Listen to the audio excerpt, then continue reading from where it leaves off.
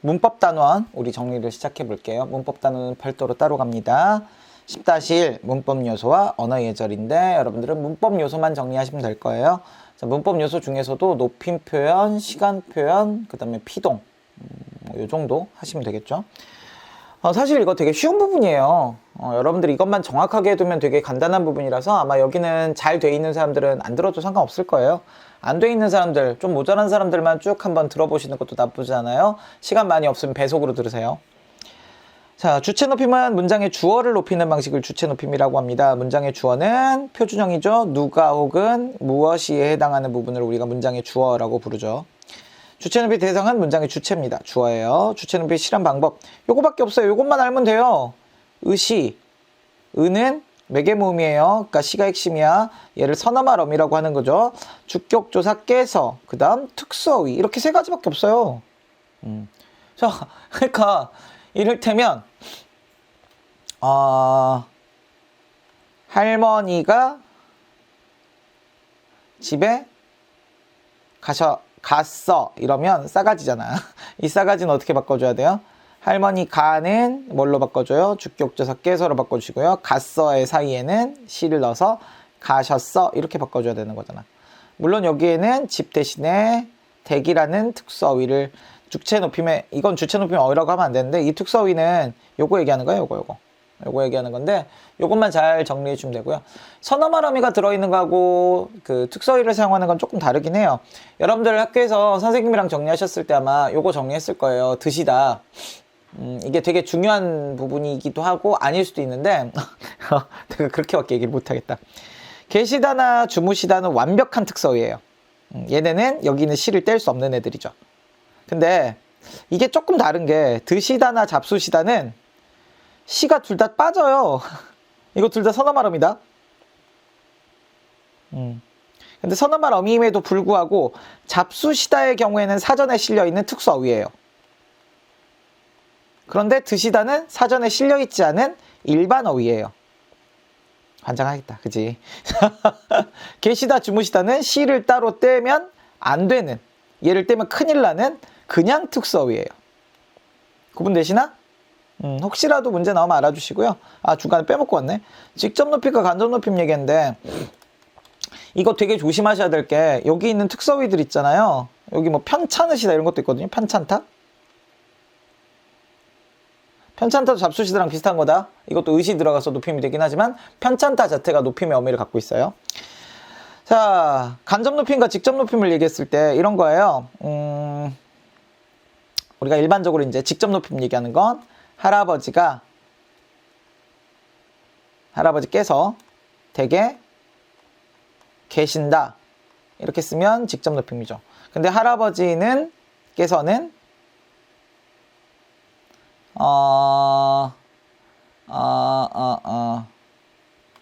이를테면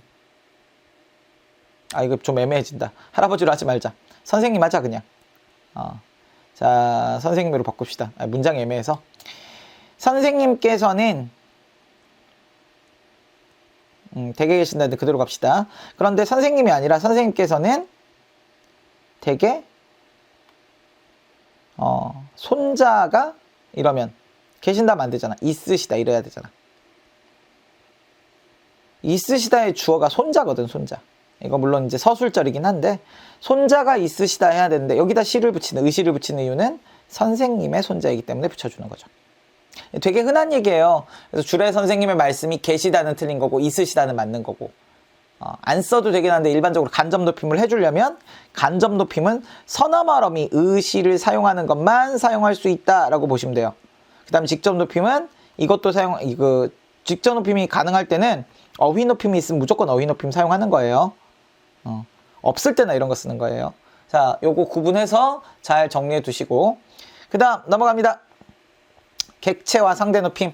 객체 높임은 문장의 객체를 높입니다. 객체라는 것은 목적어나 부사어를 높이는 거죠. 목적어, 부사어도 모르겠어요. 그럼 좀 골치 아픕니다. 그럼 안 되는 거죠.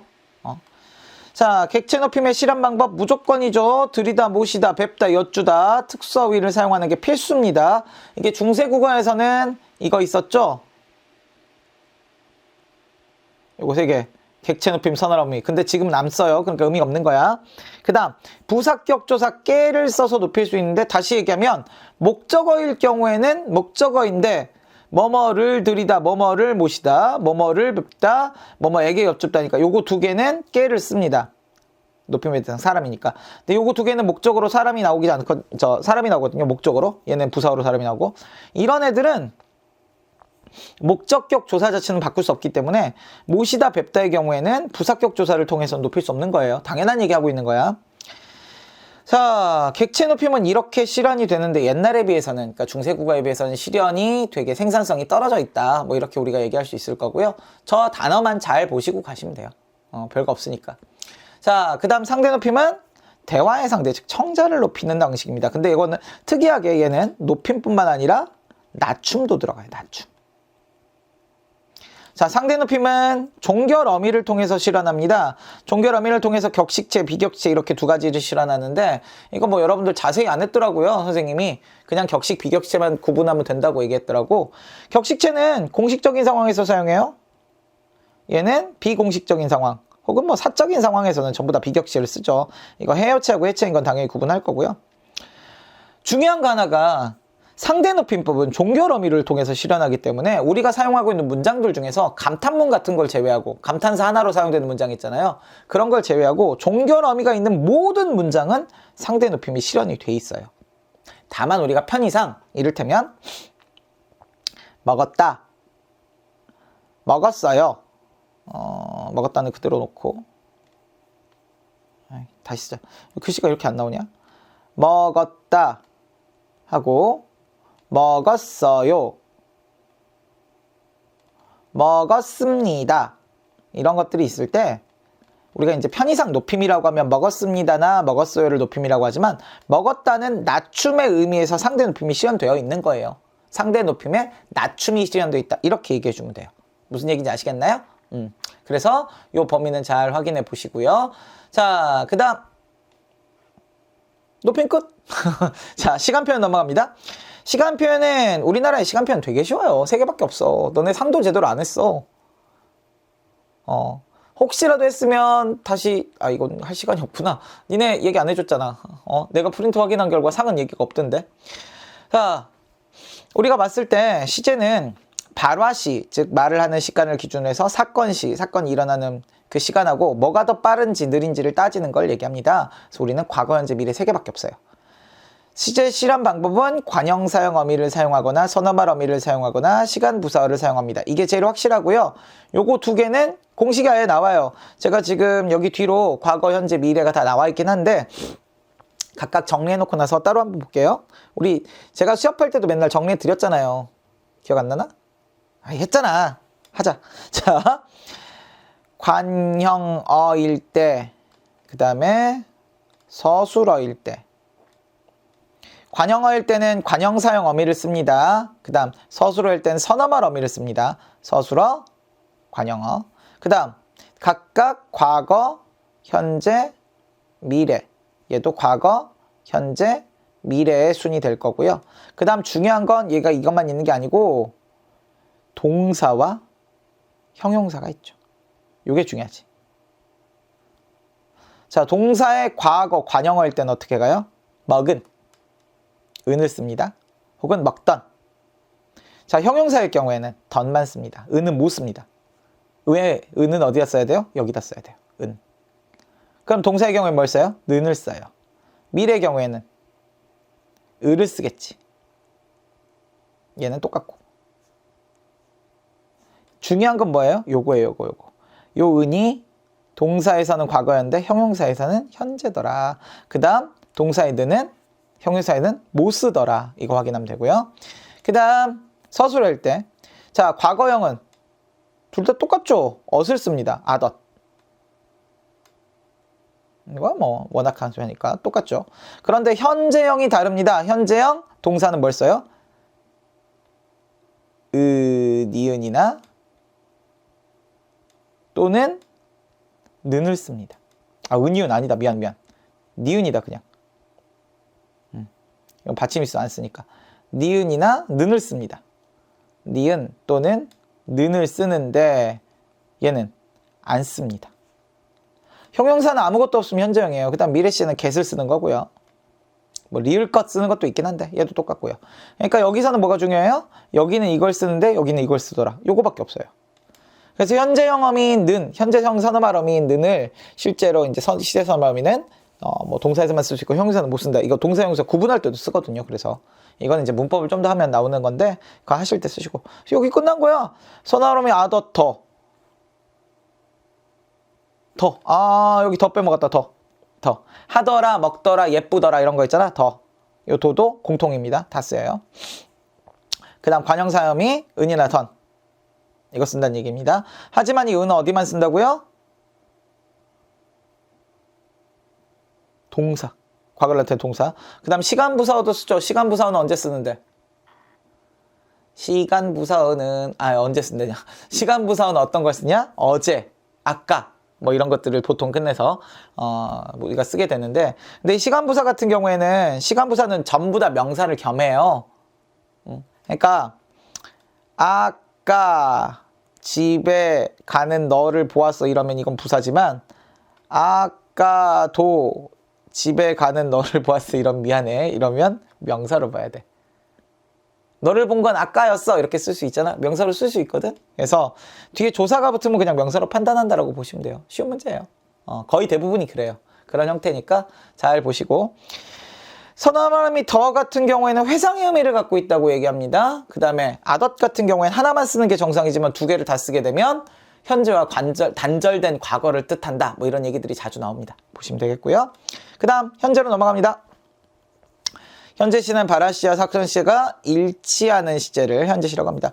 선어말음이 는, 니은을 쓰는 게 바로 이제 동사에서의 얘기고요. 형용사는 아무것도 쓰지 않습니다. 원형을 그대로 쓰면 현재 시제가 되더라라고 우리가 얘기하고 있는 거죠. 실제로 형용사나 서술격 조사는 형용사하고 동일하게 간다라고 생각하시면 됩니다. 얘네 안 붙습니다. 붙으면 이상하잖아. 예쁘는다, 예쁜다 이런 거 안 되잖아. 그쵸? 자, 그 다음 관형사형함이 는이나 니은을 사용한다고 했는데, 자, 역시 마찬가지 는은 동사와만 결합합니다. 이거는 동사랑 결합한다는 거고 이거는 형용사랑 결합한다는 얘기예요. 조심하셔야 돼요. 왜냐면 이놈은 형용사랑 결합했을 때는, 동사랑 결합했을 때는 어떻게 돼요? 그럼 아까 나왔던 과거가 되죠. 다른 겁니다. 자, 시간부사어는 지금, 뭐 오늘 이런 것들을 사용하면 지금이나. 근데 이것도 좀 보셔야 되는 게 오늘 뭐 이런 것들, 오늘 같은 경우에는 미래 시에 나타낼 때 쓸 수도 있거든요. 상황 봐야 돼요. 오늘 너 나랑 같이 밥 먹을 거야? 이런 미래 시잖아. 오늘 나는 공부를 한다. 뭐 이러면 현재 시라고 볼 수 있지만, 시제는 그러니까 판단할 때 우리가 이 부사어만 가지고 판단할 수는 없고, 부사가 제일 중요하긴 한데 뒤에 있는 선어말 어미들이랑 같이 판단해 줘야 된다는 얘기죠. 그 다음 현재 시제는 이럴 때도 쓴다라고 봅니다. 확실한 미래나 보편적인 진리 이런 것들을 나타낼 때도 현재 시제를 쓴다고 보는데, 이 현재 시에서 밑에 한번 보세요. 내일은 내 알이 탕에 뜬다. 이건 보편적 진리는 아니야. 이거는 확실한 미래라고 해.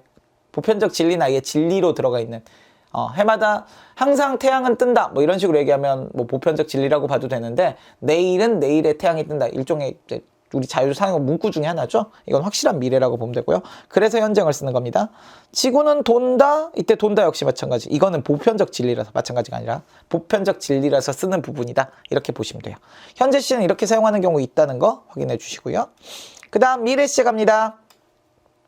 미래 시제는 사건 시가 발화 시보다 나중인 시제입니다. 그러니까 발화 시가 있으면 발화 시보다 사건 시가 나중에 일어날, 나중에란다.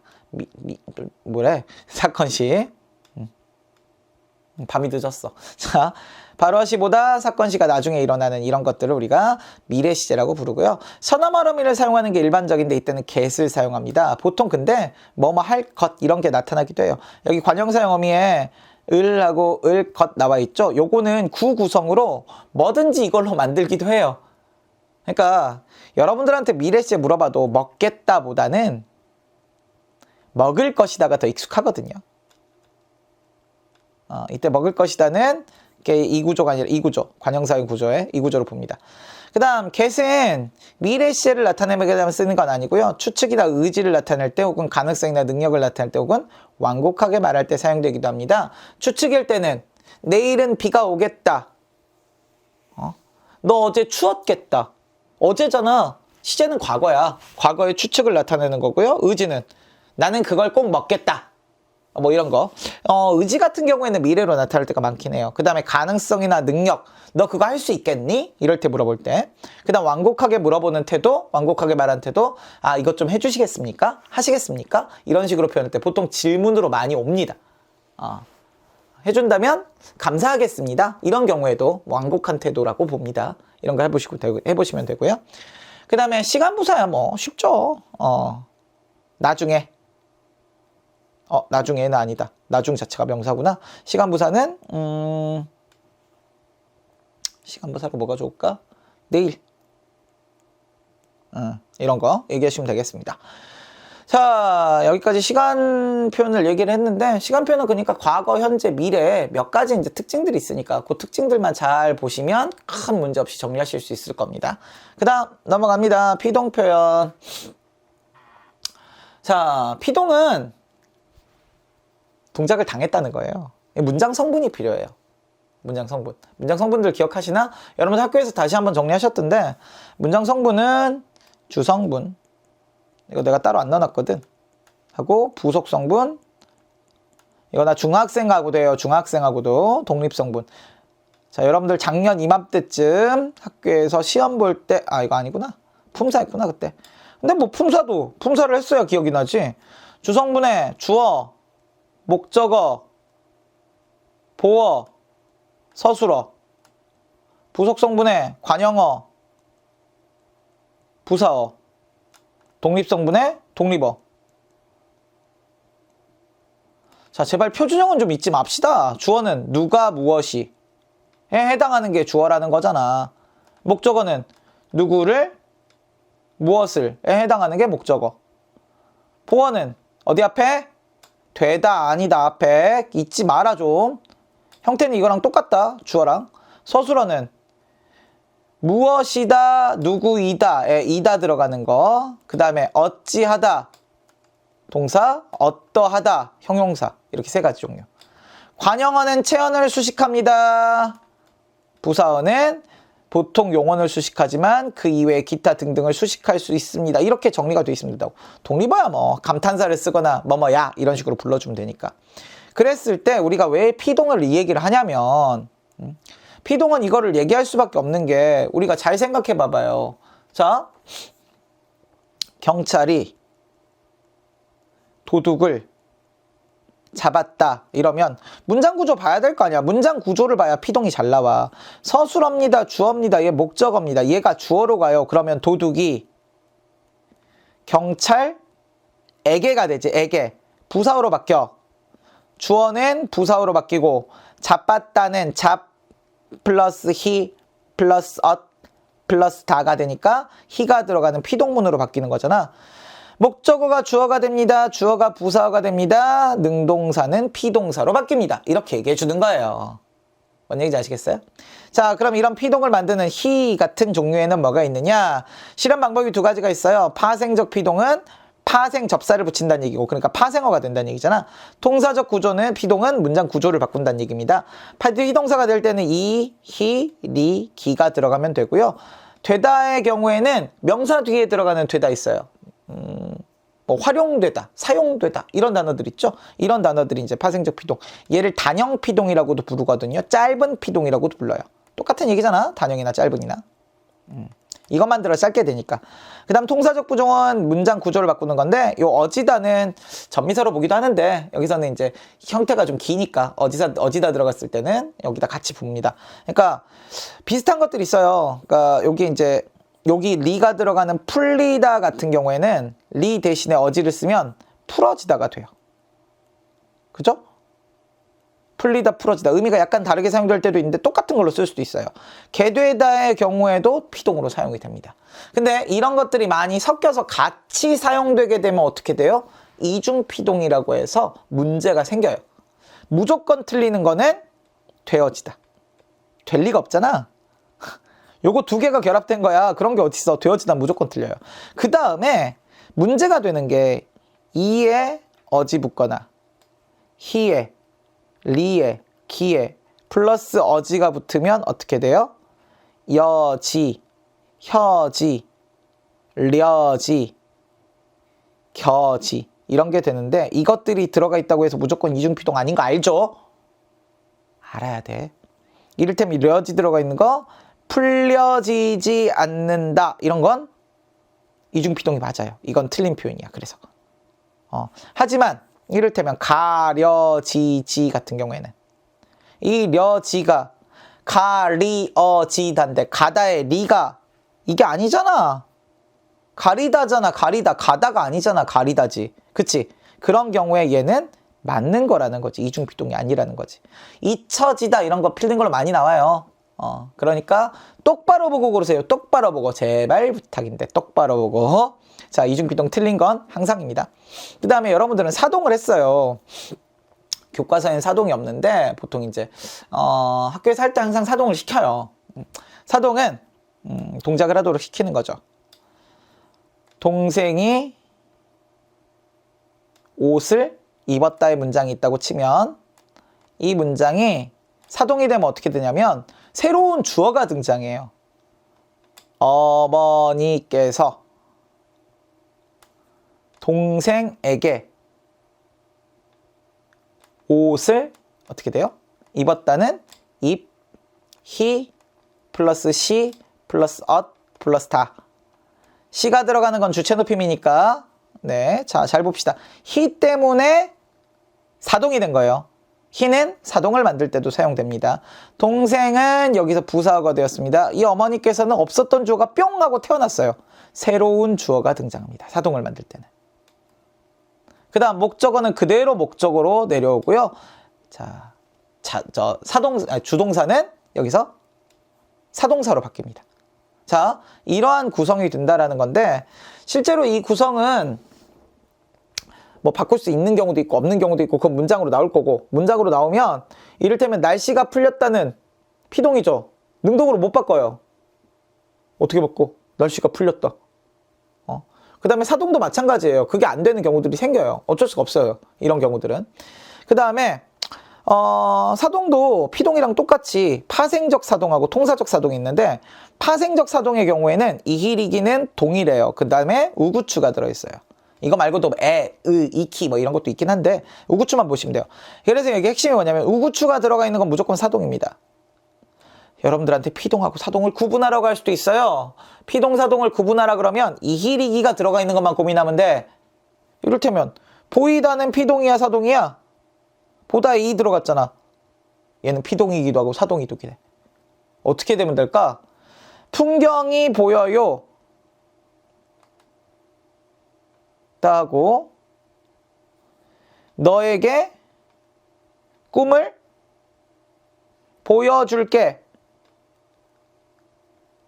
하고 여기 있는 보이다는 풍경이 보이죠. 얘 목적어 존재하지 않죠. 사동은 뭐뭐를 하도록 시켜야 돼요. 그러니까 웬만하면 사실 이건 100%라고 봤는데 사동은 다 타동사예요. 피동은 타동사일 경우가 있긴 한데 드물어요.